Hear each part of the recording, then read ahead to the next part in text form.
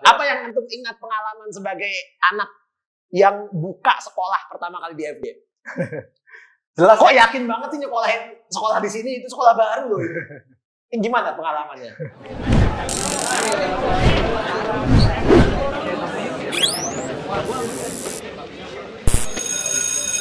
Assalamualaikum warahmatullahi wabarakatuh. Jumpa lagi dengan kita di acara FG Talk. Seperti biasa di episode kedua, atau bukan episode kedua sebenarnya, season kedua ini kita menghadirkan para alumni-alumni dari SMA Futuregate. Dan salah satunya adalah kita menghadirkan Muhammad Zuhudi Suryasa dari angkatan pertama. Tentunya anak-anak dari angkatan kelima sampai dengan angkatan yang ke-10 tidak familiar dengan mukanya karena tidak pernah melihat atau tidak pernah berinteraksi. Cuman beliau ini adalah suhunya.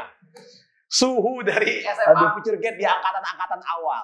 Kalau ada yang nonton dari angkatan pertama atau angkatan kedua, ketika disebutkan nama Zuhudi pasti identiknya dengan Bayern Munchen. Aduh, dia adalah diehardnya Bayern Munchen. Pokoknya segala sesuatu tentang Bayern Munchen dia ngelotok. Dan memang betul, setelah itu dia melanjutkan kuliah tentang kejermanan. Di mana itu dan bagaimana proses perkuliahannya, kita akan tanya-tanya sama Zuhudi Suryasa. Assalamualaikum Zuhudi. waalaikumsalam. Gimana kabar?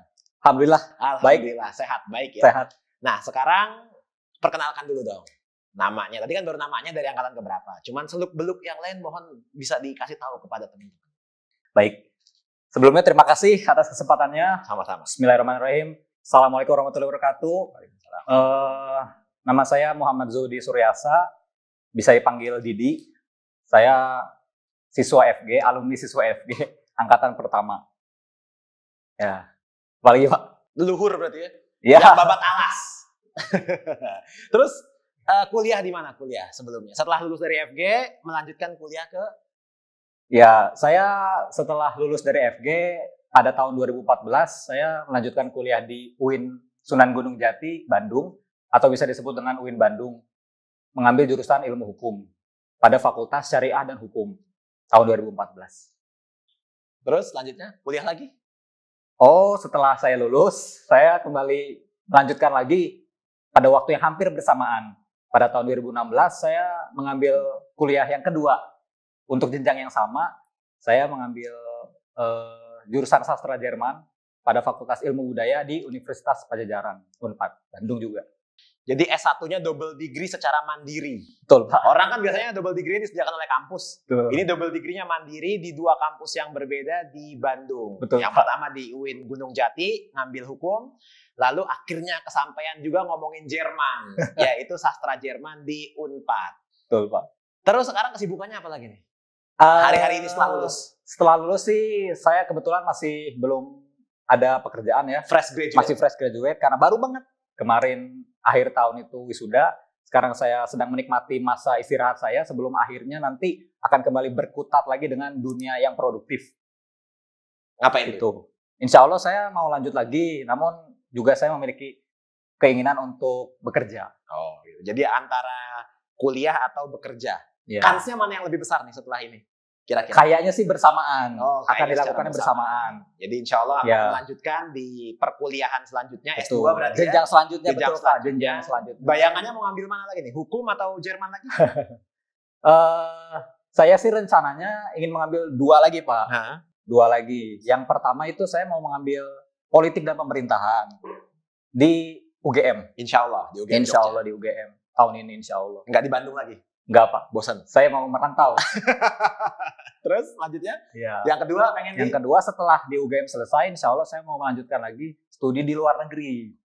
swasta Ya. berarti? Kan UGM kan negeri. Ya, Berarti di luar negeri berarti swasta. ya bisa swasta bisa negeri. Di UMY Kampus. atau di UI gitu. Swasta. Bukan di luar, dalam konteks di luar negeri maksudnya gitu. Pak. Iya. Soalnya kan UGM kampus negeri. Berarti kalau di luar negeri kampus swasta. Oh, bukan gitu ya? Bukan Pak, di luar negeri, cakupannya lebih luas gitu. Gitu. Ya, jadi saya mengincar kampus di Eropa, terlebih lagi terutama ya khususnya di Jerman. Karena saya memiliki ketertarikan dengan negara tersebut. Apa yang membuat tertarik dengan Jerman? Kok S1 ya Jerman, S2 ya juga pengen ke Jerman. Iya. Sebetulnya Tembok Berlin kayaknya. Sebetulnya itu sejarahnya Pak. Iya. Iya. Apa yang membuat tertarik buat ke Jerman dan kenapa sih ngebat banget gitu? Dari SMA loh dia seneng banget sama Jerman. Kenapa, Di? Ya, yang pertama itu karena saya punya idola, Pak.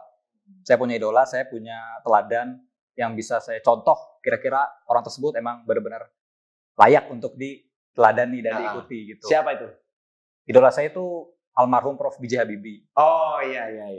Nah, beliaulah yang memberikan inspirasi untuk saya agar bisa menantang diri sendiri keluar dari zona aman dan zona nyaman.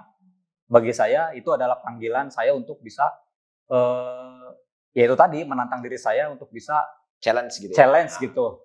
Supaya bisa nantinya ya berkontribusi bagi negara. Oke. Itu terus alasan yang paling signifikan gitu ya untuk mengambil 2 perkuliahan itu apa, Di? Kebetulan nantinya rencana, kan ini masih rencana ya, kebetulan nantinya rencana saya di Jerman itu, atau mungkin di Eropa secara umumnya, saya mau ngambil hukum, karena itu latar belakang saya dari hukum. Nah, itu akan saya lanjutkan lagi nantinya dengan pemahaman yang lebih luas dan lebih komprehensif, karena koneksinya sudah antar negara, lintas negara, jadi banyak relasi. Ya, networknya akan lebih luas, akan lebih besar. Nah, itu yang saya incar, pertemanan, jejaring di luarnya nanti di sana, beserta pengalaman kehidupan sehari-hari di sana. Itu kan waktu nanti rencananya postgraduate gitu ya. Waktu sarjananya itu kan antum juga ngambil dua jurusan atau 2 kampus yang berbeda. Betul. Itu motifnya ketika waktu S1 ngambil 2 kuliah itu sebetulnya apa, kurang cakep apa di UIN terus harus ke Unpad? Sebetulnya sih kalau boleh jujur Pak ya, kalau boleh jujur, saya awalnya emang tidak ada niatan untuk mengambil 2 kampus ya. Awalnya. Namun karena jalan yang diberikan oleh Allah seperti itu ya, saya menganggap sebagai sebuah amanah yang ya sudahlah saya teruskan, saya lanjutkan untuk diperjuangkan. Kira-kira seperti itu. Tapi emang kayaknya Unpad itu obsesi sejak awal. Nah, itu dibandingkan dengan UIN. Iya, betul, Pak. Dulu kan pengen banget tuh die hardnya Unpad. Betul banget.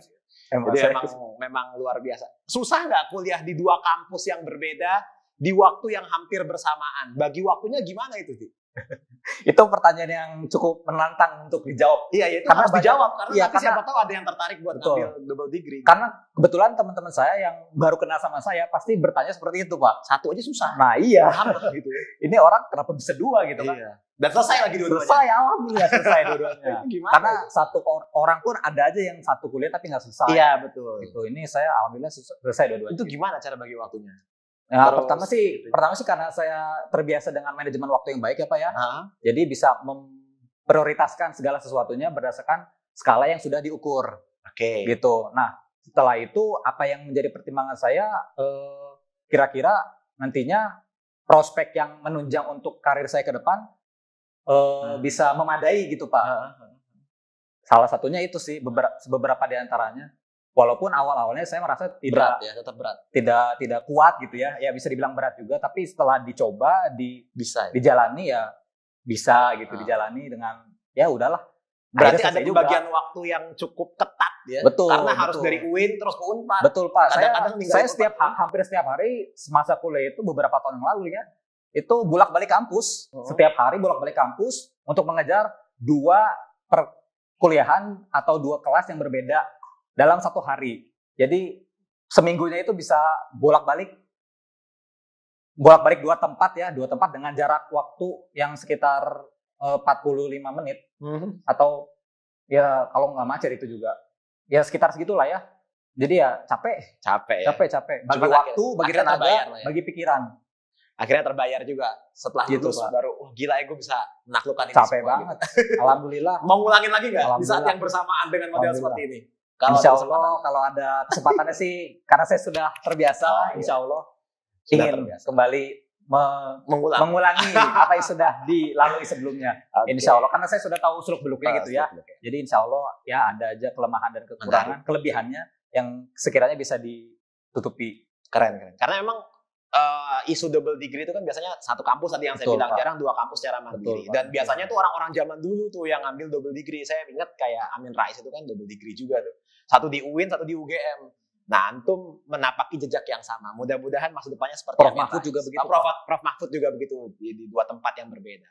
Oke, terus ketika kuliah tentu kan ada banyak suka dukanya. Apalagi ketika menyambut bulan Ramadan.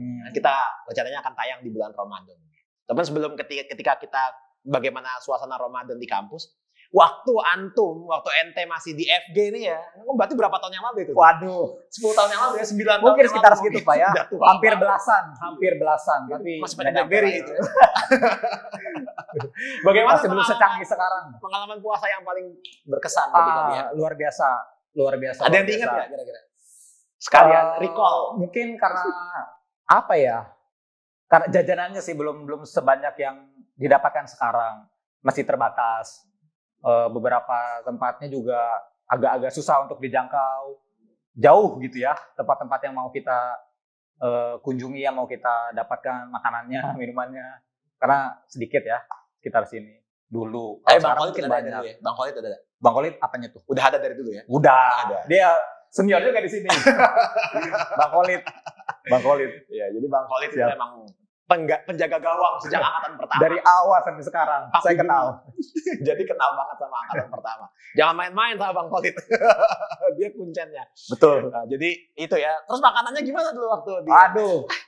Prihatin. Biasa sih karena kita laki-laki butuh banyak energi, tenaga, sedangkan persediaan makanannya itu tergolong terbatas, sangat terbatas. Biasanya kita suka rebutan. Iya. Suka rebutan. Iya, betul. Dengan seadanya, jatah makanan seadanya ya. Kira-kira seperti itu sih. Itu banyak yang kehabisan gitu. Angkatan pertama tuh angkatan yang sangat prihatin gitu di FG. Betul, jadi makanannya itu 5T biasanya di. Apa tuh Pak? Tempe, tahu, terong, toge, telur. Itu pasti ada tuh. Ya, tempe, tahu, toge, terong, telur itu pasti. Iya, betul. Cuma di rolling aja tuh 5 hari itu. Karena saya juga ngalamin. Betul. Saya dari angkatan pertama di FG. Cuma saya nggak lulus. Saya masih di FG aja. Suhu. Pak Haji, suhu. Jadi masih terus bertahan dengan sama, tapi sekarang udah enak di. Makanya udah ayam, ada daging. Udah ada progres ya? Ya ada progres. Kan bayarnya juga beda nih. Luar biasa. Iya. Tapi tetap ngangenin nggak buat antum? Iya, jelas. Apa yang antum ingat pengalaman sebagai anak yang buka sekolah pertama kali di FG? Jelas. Kok yakin banget sih nyekolahin sekolah di sini itu sekolah baru loh. Gimana pengalamannya? Ya karena teman-temannya juga yang dari awal itu saya kenal masih malu-malu untuk bersekolah di sini. Saya tanya kenapa, jawabannya beragam. Tapi saat saya selami dunia sekolah, awal-awal itu saya menemukan kebersamaan gitu dalam satu sama lainnya, persamaan dan persaudaraan satu sama lain dari angkatan pertama itu, khususnya angkatan saya. Ya karena kita masih sekolah baru ya Pak ya, jadi makanya belum ada kakak kelas dan juga adik kelasnya masih sedikit. Jadi erat gitu pertemanan satu sama lain itu, kita bisa saling ngobrol, ketemu karena setiap hari ketemu, kita berjumpa, nginep gitu, setiap hari sekolah ketemu dan jumlah siswa itu masih sedikit. Iya betul. Jadi setiap hari ketemu dia lagi itu lagi gitu loh. 1 tahun pertama itu ya. Itu seru sih. Iya. Seru, dari kegiatan juga masih nggak sebanyak sekarang, terbatas. Iya. Dan memang lebih kuat lah. Betul, ikatannya sama gitu. Gurunya juga masih belum terlalu tua-tua juga kan. Iya. Kayak Pak Rifkul masih belum nikah, Mas Ekbati masih belum nikah. Masih bisa ngobrol dekat dan yang lain. Masih dekat sama guru, suka dimarahin dan yang lain. Betul. Oke, terakhir sebelum kita menutup perbincangan kita di FG Talk pada kesempatan kali ini, karena momentumnya juga bulan puasa dan antum juga lama menjadi anak-anak kosan, ya kan? Bukan ngekos juga ya, karena tinggal di Bandung, artinya ya merantau juga ke Bandung dan nanti juga akan merantau rencananya ke Jogja atau ke Jerman insya Allah. Apa tuh makanan favorit selama buka puasa yang buat antum harus ada setiap kali buka puasa? Wah, kalau saya pribadi sih sebetulnya setelah buka puasa itu ya Pak ya, biasanya saya nggak banyak makan cemilan. Gitu. Jadi langsung makan nasi, gajah. makan berat gitu. Setelah buka puasa biasanya minumnya secukupnya, terus langsung makan berat. Karena habis itu biasanya mengejar makan nasi nggak pakai lauk gitu dia biasanya. Nasi pakai lauk ya. Pakai lauk yang ada. Nanti makan lagi ronde kedua. Nanti yang kedua itu setelah sholat selesai. Jadi biasanya langsung makan berat. Biasanya langsung makan berat. Itu budaya yang ada di rumah atau udah biasa? Biasanya saya sendiri. Gitu. Kalau di rumah biasanya kurma, gorengan mungkin. Memang strike to the point ya. Karena anak-anak kosan, anak-anak rantauan juga nggak pengen makan sepele-sepele. Karena mahal juga Pak. Mahal juga. terbatas keuangannya. Terbatas, betul. Iya. Mudah-mudahan besok lebih nggak terbatas. Amin, amin. Ada Siap. uangnya lebih banyak, dapat Siap. beasiswa. Amin. Ada Semoga saja. side job yang Betul. lain. Siap. Oke, terima kasih Zuhudi Suryasa atas kesempatan dan waktunya kita ngobrol-ngobrol di sini. Kita banyak mendapat pelajaran berharga, khususnya tadi itu. Zuhudi Suryasa itu alumni FG yang kuliah di 2 tempat secara bersamaan. Ini sih kita apresiasi banget sih.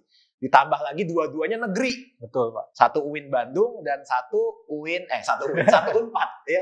Universitas Pangeran Diponegoro ya. Waduh, salah, Pak. Universitas Pangeran, Pak. Universitas Pajajaran ya. Soalnya kalau Undip kan universitas di Pajajaran, bukan aja. Jadi Terbalik jadinya. kembali. Jadi Unpad Bandung, dua-duanya di Bandung, Iya, jalankan secara bersamaan, satu 2014, satu 2016. 16. Dan dua-duanya lulus, alhamdulillah. Mudah-mudahan kedepannya bisa mencapai cita-cita. Amin, amin. Cita-cita jadi apa Siap. terakhir? Saya ingin Yang jadi, sampai hari ini dijaga, pengen jadi diplomat. pengen jadi diplomat. Ya, sebuah cita-cita yang mulia insya Allah. Ya, jadi wakil negara Republik Indonesia di negara lain dan bercerita banyak ya tentang Representatif. negara kita. Representatif. Terima kasih Zuhudi Suryasa atas pertemuan kita pada kesempatan hari ini. Terima kasih. Mudah-mudahan bermanfaat bagi teman-teman yang lain. Amin. Dari kru-kru yang bertugas, apakah ada pertanyaan lagi? Nggak ada, cukup. Terima kasih. Oh, udah ada calon belum? Terakhir. Aduh. Iya, udah Saya ada kira udah calon selesai. belum. Udah salah. Karena ini pertanyaan yang wajib. Waduh. Kalau dia statusnya belum nikah. Waduh. Udah ada calon belum? Kebetulan sih belum, Pak. Oke, kalau Belum. dilihat sama mbak-mbak yang ada di sana, kriterianya kayak gimana? Bisa dijawab? Aduh. Satu. Yang pasti Islam. Oh, enggak, yang pasti perempuan enggak? Oh, perempuan. perempuan. Ya, perempuan. Oke. Gak usah ditanya, Pak. Oh iya. Ya, aku pasti perempuan. Yang nomor 2 Islam. Ya, Islam. Muslimah. Muslimah. Yang nomor 3 Muslimah. suku-suku. Suku. Apa aja lah, baik. Apa aja? Baik, relatif ya. Lebih muda atau lebih tua? Lebih muda. Lebih muda. Apalagi terus Ya, cantik lah, menarik untuk dilihat. menarik untuk dilihat. Enak diajak kondangan ya. Maksudnya bisa diajak kondangan gitu. Iya, Pak. Kan kadang-kadang enak banget gini gue. Jadi bisa diajak kondangan. Apalagi selanjutnya? Ya, relatif lah segitu kira-kira. Ya kurang lebih 5 itu ya. Jadi mbak-mbak yang ada di luar sana yang merasa tertarik dengan Zuhudi setelah tampil tayangan ini, pastikan Anda memenuhi 5 kriteria tadi. Kalau tidak, balik kanan. Ya, bukan target market Anda. Terima kasih Zuhudi Suryasa atas Pak. pertemuannya. Assalamualaikum warahmatullahi wabarakatuh. Waalaikumsalam warahmatullahi wabarakatuh. Dadah.